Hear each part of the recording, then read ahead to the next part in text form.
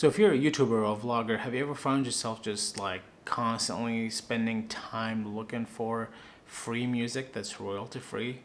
If you have epidemic sounds or artists, you just find yourself like constantly scrolling through just endless amount of music, but just can't find that right background music for your video. Well, if that's the case, in this video, I'm going to show you how to make your own music so you don't have to worry about copyright strikes, and it's free. Stick around.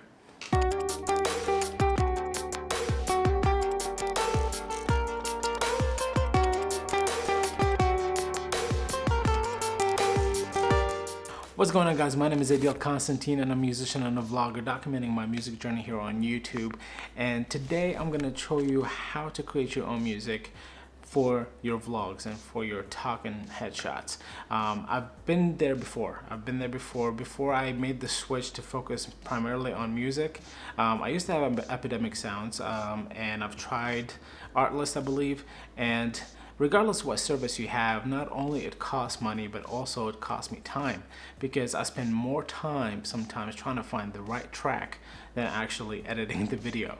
So now, if you haven't seen my previous video, and I have a video that I'll link up here that talks about how to get started with music production for beginners. So if you haven't seen that, make sure to check it out.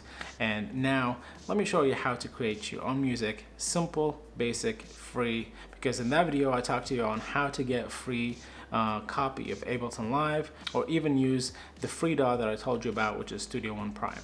Now let me go show you how to do that. Alright, so we're gonna fire off Ableton over here, and basically when you first fire it off, you're gonna get 2 MIDI tracks and 2 audio tracks. We're gonna go ahead and delete the audio tracks just because we're not gonna use them today. You can totally use them if you want to record an instrument or maybe vocals, but for today, for this tutorial, I'm just gonna use the MIDI tracks. And we're gonna go first and select an instrument. So I'm gonna go with a piano, and then you can audition some of those. I like this guy right here, the Old School Rhodes. We're gonna double click it. That's gonna assign it. It already assigned it to this MIDI track. And if we hit tab, that's how we switch between the two views. So we have the clip view and we have the arrangement view. You can also do that by clicking on these buttons right here. Now, before we start recording our keys, let me just walk you through basically how to come up with chords. And I'm going to teach you kind of a basic way, an easy way to come up with a basic chord progression. So when you're looking at a piano, you're going to see you have the main keys, which are those 7 keys with the 2 black and the 3 black.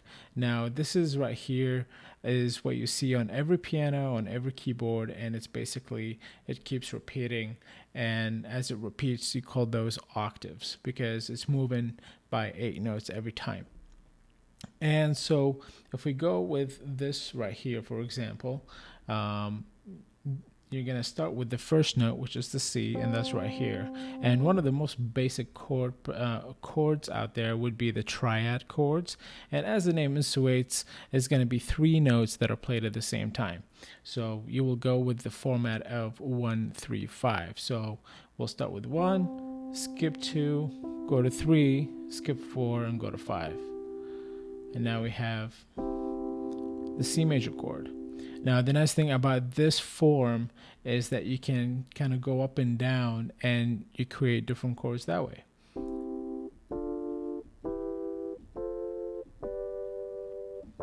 And then you can keep going. So now that you know how to basically come up with at least this chord, you can kind of play around to find a chord progression that sounds good to you. So it can be something like this.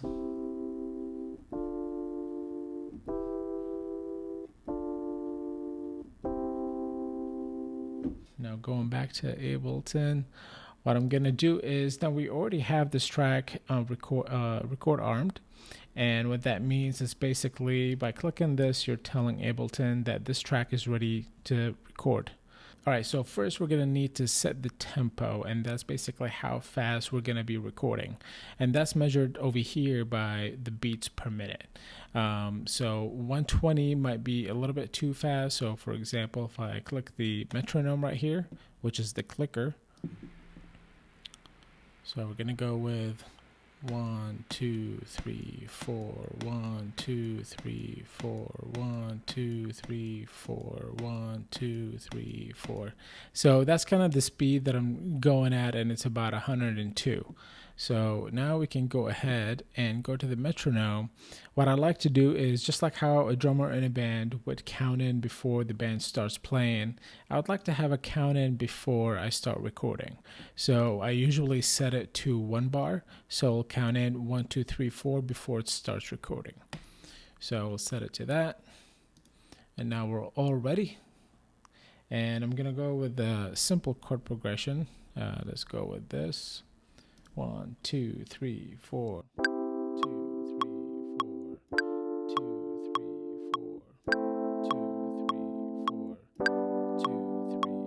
4. And we stop. I usually use the space bar to kind of stop right there on time, because what we're gonna do now, since we recorded this 4-bar loop, you can call it. What we're gonna do is we're gonna enable the loop, and when you do that, it's gonna give you those 2 lines to tell you whatever's between these 2 lines is what's gonna loop. So we need to move that over. So we'll go from 1 to 4. Or 1 to 5, I should say, since there's 4 bars. And what I'm gonna do, I'm gonna extend this all the way so it's perfect. And then the next thing is I like to quantize it. And what quantizing does, it's basically gonna put whatever I played perfectly on time. So you see how this right here, it's starting just before the 2nd bar. And what I will do, we'll go ahead and snap it so it's right at the bar. And that way you kind of get, melody that you recorded on perfectly on time. So now if you listen to it.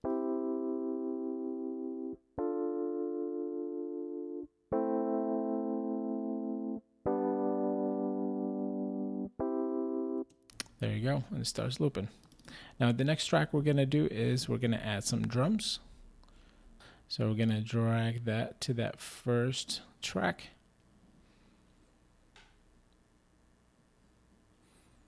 And now what happens is that first track automatically became record armed, and now it's ready to be to start recording on this track.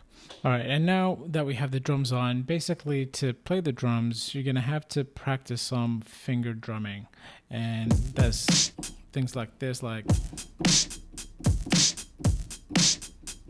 it might come naturally to you, but you might need to practice a little bit.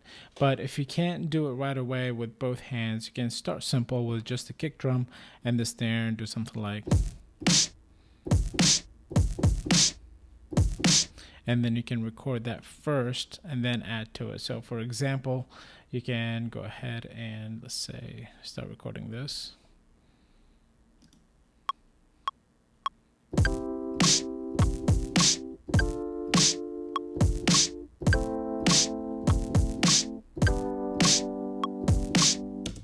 You can do something like this, and basically the next thing you'll do is you'll duplicate it, and you can put the hi-hat on a separate track. So now we'll go ahead and record the hi-hat.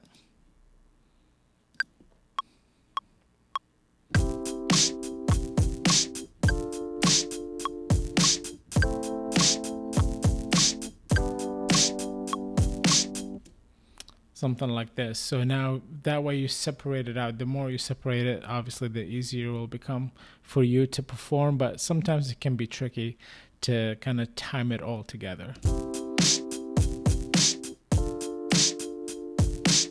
This doesn't sound that bad, but what I'm gonna do is I'm gonna delete this one again.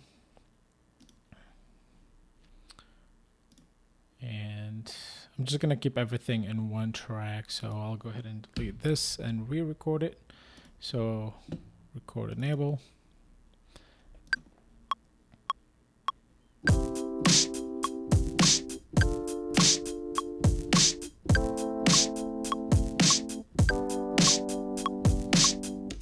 The next thing we're gonna move on to is now some bass to kind of fill in that space. Didn't mean for it to rhyme, but it did. Okay, so let's go to instruments and we're gonna go to bass. And I need some kind of a sub bass. Let's go ahead and search for sub.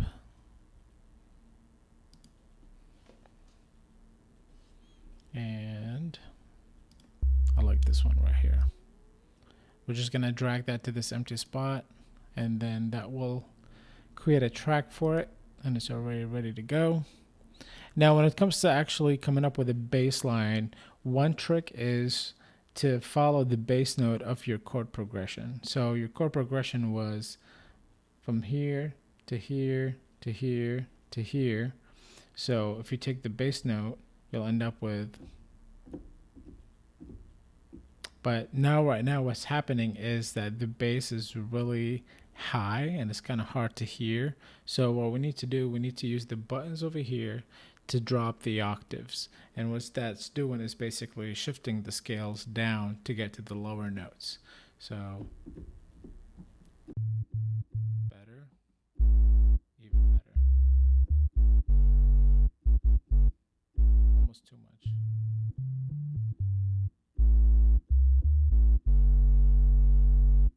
I need to take it down a notch. So here's our bass. Bring it down a bit. Sounds better. All right, we're gonna go ahead and record it. 1, 2, 3, 4.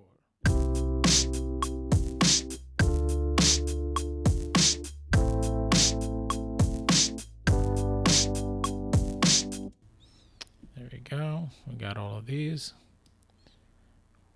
Gonna fix that. We're gonna do the same thing. We're gonna right click and quantize. So now we have everything sitting perfectly on each bar. Now let's give it a listen.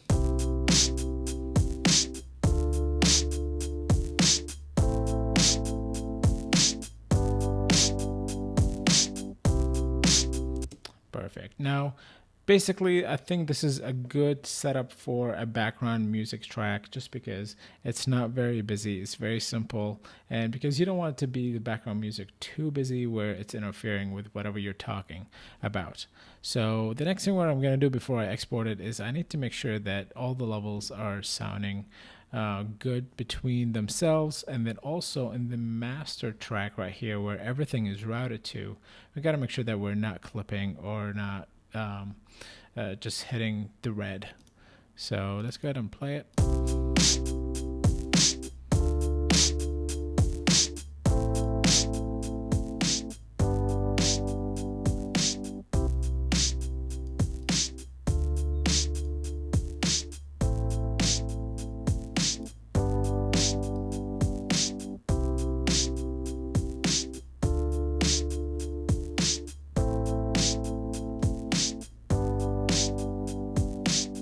All right, it sounds really good. Everything seems a little bit balanced.